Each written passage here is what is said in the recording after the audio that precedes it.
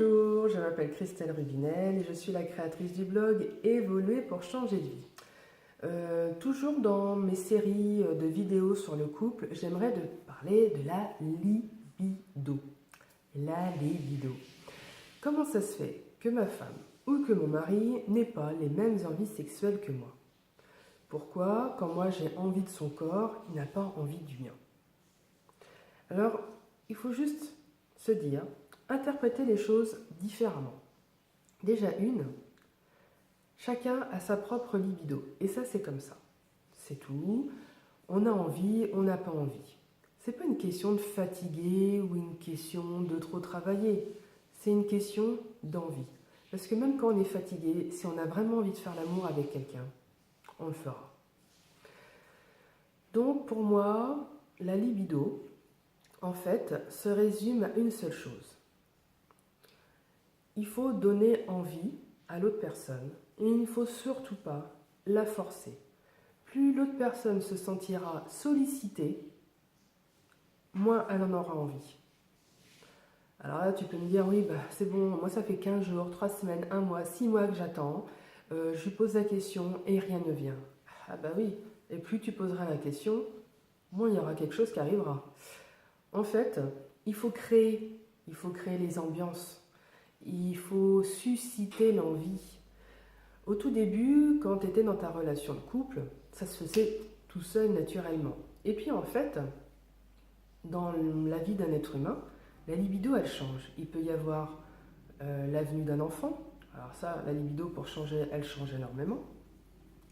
Il peut y avoir les problèmes qui sont au sein du couple ou à l'extérieur du couple, comme des décès, comme perte d'un emploi, voilà, tous ces problèmes qui sont assez récurrents pour la plupart des êtres humains, et ça effectivement ça vient affecter la libido.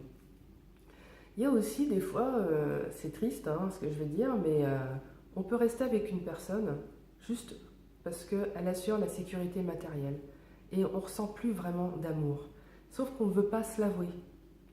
Et là, on n'a pas envie de faire l'amour avec cette personne. Donc il y a aussi ça, et là il faut être honnête avec soi, et puis être honnête avec la personne qui partage notre vie, et prendre une décision. Et puis aussi il y a la libido par rapport à l'âge. La libido à 20 ans n'est pas la même qu'à 30 ans, n'est pas la même à 40 et ainsi de suite, 50, 60 ans. Et ça, c'est le corps, c'est physiologique. Donc, pour que les deux personnes soient en harmonie dans le couple, déjà il faut discuter. Il faut demander à la personne qui partage notre vie, qu'est-ce qu'elle aurait envie d'avoir sexuellement? Est-ce qu'elle a encore des envies? Est-ce qu'elle désire toujours avoir des échanges sensuels, sexuels, ou juste des caresses, des soirées caresses, sans qu'il y ait aucune sexualité, juste dans la douceur et dans la sensualité. Des découvertes olfactives avec des huiles essentielles, tout ce qui est aussi de la douceur, le toucher de la peau. Voilà, il faut mettre des petites choses comme ça dans le couple. Il faut animer, il faut avoir des temps de récréation, de jeu au niveau de l'intimité. Donc, il faut demander, il faut discuter, il faut communiquer clairement sur ce sujet. Voilà, chérie, ma libido est plus importante que la tienne. Ou voilà, chérie, ma libido est plus importante. Et qu'est-ce qu'on pourrait faire? Parce que moi, du coup, je suis en manque total de sexualité, d'amour. Je me sens pas aimée. J'ai l'impression que c'est pas ça. Et puis, on croit que la sexualité est quand même une marque d'amour, alors qu'il y a d'autres attentions dans le couple. Donc l'intimité, ce n'est pas que faire l'amour, c'est aussi tout ce qui est tactile, les caresses, les bisous, une caresse comme ça dans le dos en passant, enlacer tout simplement, faire un petit câlin. Moi j'aime bien aussi caresser les petites fesses, ou faire des petits trucs comme ça sur le visage, mais tout en douceur, tendrement. Et moi, ça me nourrit énormément. Donc ça, c'est tout le long de la journée. Et c'est vrai que le soir, on peut aussi avoir des moments de tendresse, de se prendre dans les bras, de se faire des bisous. Il n'y a pas forcément besoin de sexualité, de pénétration. On peut rester dans la caresse. Et si votre ami n'a pas envie de sexualité, il faut lui demander pourquoi. Tout simplement, mais sans que ça soit quelque chose d'agressif, hein, en lui disant, bah tiens, pourquoi tu n'as pas envie d'avoir de la sexualité? Qu'est-ce que tu préfères? Tu préfères peut-être quelque chose de plus tendre, de plus sensuel, de plus doux, et de connaître en fait ses envies. Et plus vous allez en discuter, doucement, en mettant une ambiance très chaleureuse avec un peu de musique, sans que la personne se sente forcée de quoi que ce soit. C'est pas parce que vous allez en discuter que vous allez aller directement au lit et faire l'amour, hein. C'est une discussion. Voilà, c'est commencer à se dire j'aimerais changer l'intimité du couple. Et ça ne veut pas dire que vous allez changer la libido de l'autre personne, hein. C'est juste changer l'intimité. Et dire, bah tiens, moi par contre, j'ai besoin d'avoir des relations sexuelles au moins une fois par semaine ou 2 fois par semaine. Toi, tu en as besoin tous les combien? Et essayer de trouver un rythme ou un échange pour que les deux personnes se sentent bien. Et ce qu'il y a aussi, alors peut-être que là j'avais été choquée, il y a ce qu'on appelle la masturbation. C'est quelque chose qui fait énormément du bien. Déjà, c'est sain. Et surtout, c'est comme si tu te massais, tu te masses donc ton sexe, et ça va libérer des tensions. Et ça aussi, c'est pareil, que ça soit dans la cuisine, que ça soit au niveau du jardinage. Pourquoi toujours attendre qu'une autre personne nous fasse du bien? On peut se le faire soi-même, autant le faire. Le faire à deux, c'est bien. Mais quand l'autre personne n'en a pas envie, on ne va pas attendre pendant 107 ans.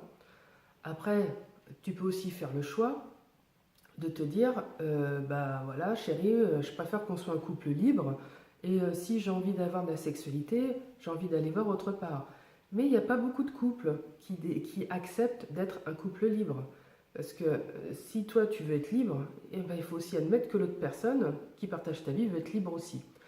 Donc, il faut instaurer dans le couple une liberté sexuelle dans la communication et la discussion, et surtout un échange pour savoir qu'est-ce qu'elle aime, ma partenaire, qu'est-ce qu'il aime, mon partenaire. Pourquoi moi j'ai l'impression que j'aime ça et que lui n'aime pas ça. C'est encore une impression. Donc il faut vraiment discuter, il faut vraiment mettre, on va dire, carte sur table et dire, bon écoute chérie, est-ce qu'aujourd'hui, là, ce soir, tu as envie qu'on se fasse une petite soirée romantique, mais on fait que de la caresse, que du massage. Et si tu n'as pas envie d'aller plus loin, on ne va pas plus loin.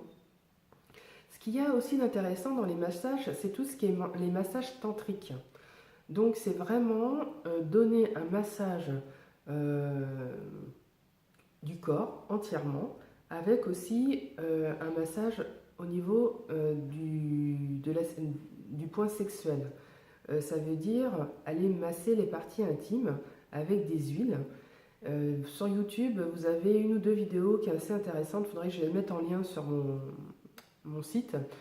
Et tout se fait dans la sensualité, dans le respect, dans l'amour, dans la beauté, dans l'échange.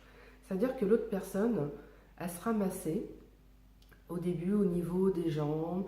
On va monter comme ça les cuisses, les hanches, le ventre, les épaules. Elle va se tourner tout le dos. On redescend comme ça avec les jambes aussi. Et on va finir sur la zone sexuelle. Et en fait, il y a une telle détente qui se fait. Et surtout, ce qui est très important, c'est qu'il n'y a pas obligation de faire l'amour après. C'est vraiment un don qu'on fait à l'être qu'on aime, un massage à part entière, et il n'y a aucune obligation. Et à partir du moment que l'autre personne en face sent qu'elle n'est pas obligée de se donner, elle va s'ouvrir d'autant plus. Donc, il y a massage tantrique pour hommes et massage tantrique pour femmes. C'est le yoni et l'autre mot, je ne m'en souviens pas. Je mettrai des petites choses plus en détail. Et c'est très bon, ça fait du bien, ça libère toutes les tensions. Et si on finit avec un gros câlin, c'est super. Mais si on finit tranquillement, on aura déjà eu le plaisir de recevoir le massage et surtout le plaisir de donner le massage parce que c'est vraiment très tactile et il y a des énergies qui passent et c'est super agréable. Donc on a vu la communication, au niveau de la libido, on a vu les massages. Vous pouvez aussi organiser des petits week-ends en amoureux avec de la découverte. Donc discutez de ce que vous aimeriez partager tous les deux pour que ça soit vraiment un moment agréable à deux, pas que pour une personne. Et déjà, si vous arrivez à faire toutes ces petites choses-là, ça sera super. Donc, on va dire que ça sera le premier épisode de la libido. Je donnerai d'autres vidéos sur la libido, mais je pense que déjà, là, pour commencer, c'est pas mal. Je te souhaite une très belle journée. Je te dis à bientôt.